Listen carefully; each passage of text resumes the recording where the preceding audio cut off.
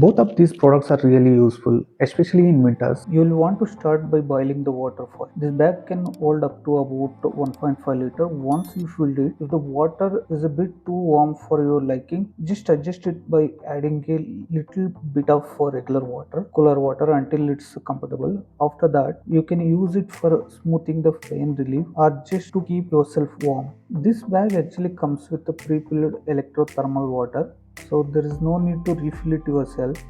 It includes a power cable that can simply connect to heat it up. You will see an indicator that shows when it's charging.